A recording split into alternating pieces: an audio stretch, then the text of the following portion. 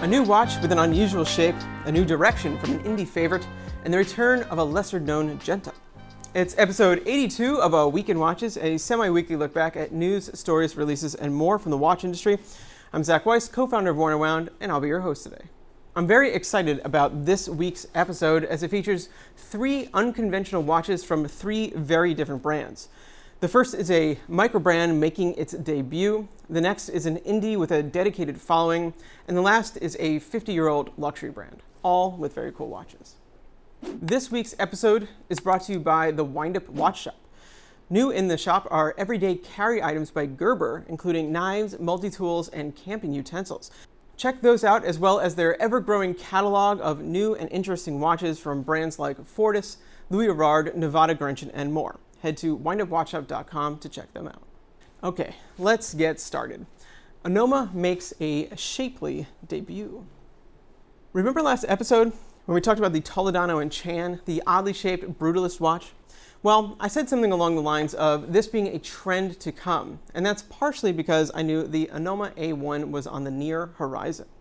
Now, other than not being traditionally shaped and having a name that is a letter and a number, the Anoma A1 and the Toledano and Chan couldn't be more different. Where the Toledano focused on brutalism, the A1 focuses on subtlety and smooth forms. Founded by Matteo Violet Vianello, a former employee of A Collected Man, UK's highly regarded, mostly pre-owned, high-end and indie watch purveyor with excellent photographs and editorial content, Anoma was created to explore avant-garde watch design, the name being taken from anomaly, something different that deviates from the norm. The A1 takes that to heart, leaving classical watch design cues in the dust with a fully sculptural case. A triangular shape, nothing is straight or harsh. Instead, every line and curve has been rounded to create a pleasing, smooth shape. To emphasize this, the crown is tucked into the point on the right side, and the whole case has been fully polished, appearing like a weathered metal stone. The dial continues the form, but brings some legibility into the picture, featuring markers for the hours as well as a crosshair, all printed on the deep blue dial. Curved leaf hands for the hour and minutes reflect the case shape and finishing. There is no seconds hand.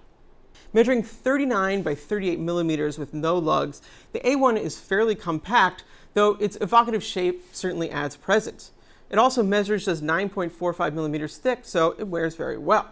As there are no lugs coming off the case, the 18mm strap attaches underneath. Between that and the thickness, a smaller movement is needed, which was found in the Sellita SW100, which has similar specs as the SW200, but a smaller diameter.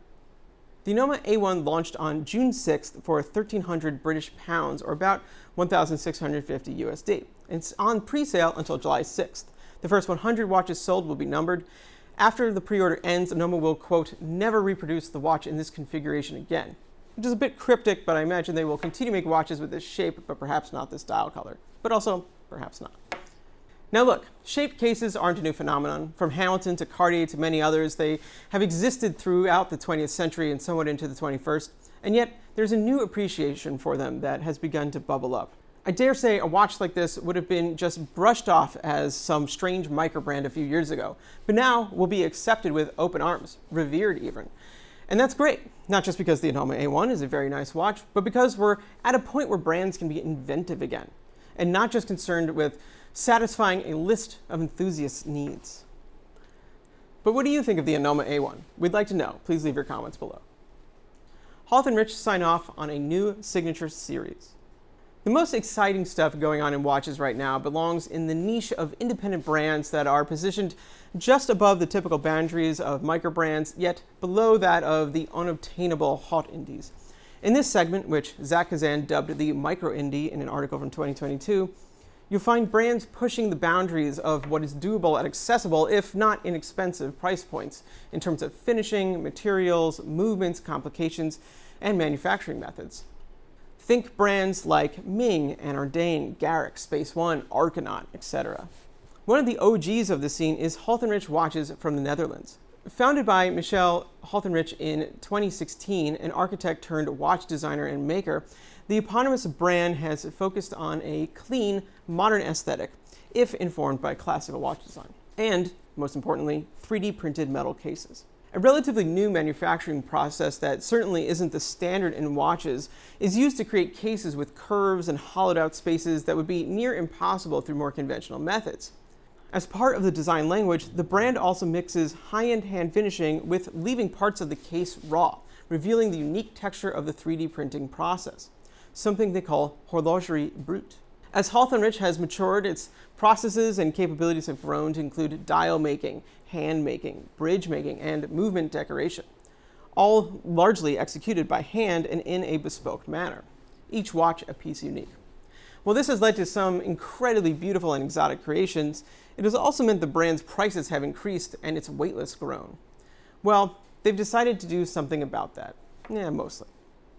Introducing the Holthinrichs Signature Ornament and Signature Delft Blue watches, a new entry level for the brand that retains the exotic flair of their bespoke pieces, but introduces some mass production techniques for efficiency.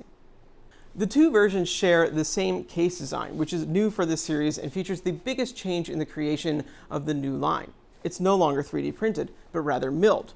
With that said, the design manages to retain a complexity of form that goes beyond standard case design, with fluid lines, convex and concave surfaces, and mixed finishes for that distinct brute look. Made of grade 5 titanium, as all watches should be, it's a two-part case with lugs coming off the case back. This allows for complicated shapes on both sections as there's greater access for the tools. The result is a Baroque creation inspired by both architecture and automobile design. In addition to the case, the two watches share the same movement, a Sellita SW300 with a signature rotor design. A very dramatic element as well, the rotor features a motif inspired by Art Nouveau and is meant to resemble the reflections of the sun. The machined elements are plated in 18-karat gold and connected to a tungsten mass. Thanks to the SW300 base, Holthinrichs are able to keep the case compact and thin, coming in at 38.5 millimeters by 46 by 9.85 with a domed sapphire crystal, 7.8 millimeters without. Where the two models differ is in their dials. Starting with the simpler of the two, the Signature Delft Blue features a domed white ceramic dial with printed Breguet-style numerals in dark blue, creating that distinct Delft Blue look. As they are based in Delft, this is a nod to their hometown and its pottery tradition. I happen to think it looks fantastic. The Signature Ornament series is more in keeping with their exotic aesthetic and features a very clever multi-layer design. The base layer is frosted metal in either yellow gold, 18-karat rose gold, white rhodium, or black rhodium.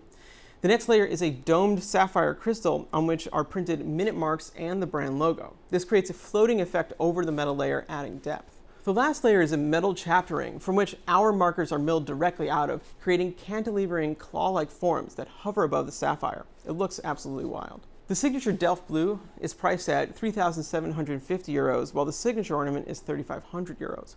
While these are both open series that include more pre-made components than their other pieces, as they are hand-finished and assembled, there is still a wait time, according to their website, of up to 18 months. Now, for those of you out there who are saying, this is all well and good, but I still want a 3D printed model with a similar design, Holthinrichs has you covered with the Signature Lab. This model takes the visual design concept of the Signature series and brings back the printing to create a further skeletonized case. And it also will include a patented dial and movement using their exclusive in-house techniques. There will only be 30 of these models, and pricing is TBD. Credor rides the Genta train. I'm very proud of that title. I'm very excited today to get to talk about a Credor. Likely many of you are already familiar with Credor, a semi-mysterious entity within the Seiko group, but for those who aren't, here's how to sort of think about them. If Grand Seiko is Grand Seiko to Seiko, then Credor is Grand Seiko to Grand Seiko. You know what I mean? Actually, that's not a great description. Credor is sort of the poetic license version of Grand Seiko. It does tend to err higher end, but is often right in line with Grand Seiko as well in terms of pricing. But where Grand Seiko are utilitarian luxury, which is to say they always keep practicality in mind, Credor is about the art of watchmaking and art itself, often employing more handcrafted elements and finishing the Grand Seiko. Until the Kodo was launched, Credor was also home to Seiko's only grand complications like tourbillons and repeaters. Credors are manufactured in the Micro Artist Studio located within the Seiko Epson Shiojiri factory in Nagano Prefecture. I got to visit the studio last year as part of the Grand Seiko experience and see firsthand the polishing and painting of the striking HE2's blue porcelain dial, likely their currently best known model. But we're not here to talk about the HE2, rather a new watch, or really the reintroduction of an old watch. to celebrate Credor's 50th anniversary. Yes, of course there is an anniversary involved. The Credor Locomotive Limited Edition is a watch with a striking design that even at a glance speaks to its iconic designer, Gerald Genta. Now, that might seem a bit surprising, as Gerald Genta, famous for designing the Audemars Piguet Royal Oak, Patek Philippe Nautilus, IWC Ingenieur, Vacherin Constantin 222, which is to say, introduced the world to the integrated bracelet luxury sports watches that continue to be popular to this day, was Swiss, as were most of the brands he worked with, and Seiko is clearly Japanese. And Credor was almost certainly not very well known outside of Japan in the 1970s, having launched in just 1974. It's also the fact that Seiko launched the quartz watch in 1969, which, kind of kicked off the quartz crisis. But apparently, Gerald Genta visited Japan with some frequency and built a great rapport with Seiko. Thus, to quote Evelyn Genta, his widow and business partner, he was, quote, honored to work for Seiko. What resulted was the Locomotive, a watch that clearly only could have been designed by Genta. Clearly obsessed with hexagons and screws on bezels, the Locomotive features a softened hexagonal case with a matching bezel that measures 38.8 millimeters wide and 41.7 millimeters long. 6 hex screws dot the corners of the bezel, and a crown sits off by 4. The dial and crystal further continue the shape, but are more softened at the corners. The dial then features simple pill-shaped applied markers on a black surface with a dramatic texture bursting from the center, and paddle-shaped hands that are quite similar to what is on the Nautilus. So far, so Genta, but things are also quite weird with this one.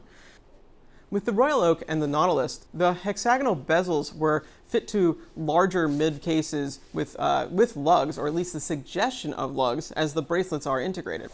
With the Locomotive, the case just drops away, creating this funky little stone of metal. And yet there's still a bracelet which connects via a flange of sorts coming off of the bottom of the case. The bracelet, which appears to taper, connects here with the flat edge of the link just exposed. It's an odd design that creates a floating effect for the watch head and also clearly separates it from Genta's other well-known creations. The bracelet features a design that is also similar to the Royal Oak, with wide, flat, but faceted links connected by 2 smaller links. For the Locomotive, the hexagonal motif has been extended to these connector links as well. One more thing, the Locomotive was a quartz watch, which was, of course, cutting edge at the time. Okay, so that's the original design. Now let's talk about the reissue. While Credor stayed very faithful to the original, they did add some modern touches. The screws are now functional rather than decorative, which seems like a logical thing to add. The crown is now off exactly at 4, which feels more balanced. The case and bracelet are now high-intensity titanium, which I'm a fan of, especially on a braceleted watch, as it will make it so much more comfortable.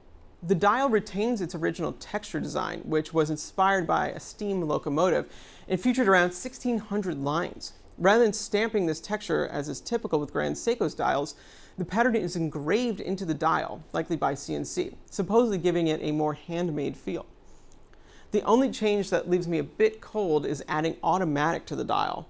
Was that really needed? Yes, the original one was quartz, and now it's mechanical, but the customers of this watch will likely be fully aware of the movement inside, and it just looks a bit cheap to me. But hey, that's just my opinion. Anyway, inside is the new Caliber CR01, a Credor exclusive automatic. Details are a bit scant about it, other than it features 26 joules, a 45-hour power reserve, and an unimpressive plus 15 to minus 10 swing per day. So way outside of what you would expect from like Grand Seiko. That said, it's thin, allowing for an 8.9 millimeter case height, which always is nice, but I wonder, why not a spring drive? The Credor Locomotive Limited Edition reference GCCR999 will be available in August for $12,000 and is limited to 300 units. As to where to buy one, well, I'm not sure, as Credor isn't really distributed in the US. That said, and don't quote me on this, I have a feeling the New York City Grand Seiko flagship could get them. But once again, that's purely speculation on my part. So what do you think of the Credor Locomotive? Are you ready to hop on board and take a ride? And that's that for episode 82 of A Week in Watches. Like and subscribe if you haven't already, and be sure to check out wornandwound.com daily for more great watch content. See you next time.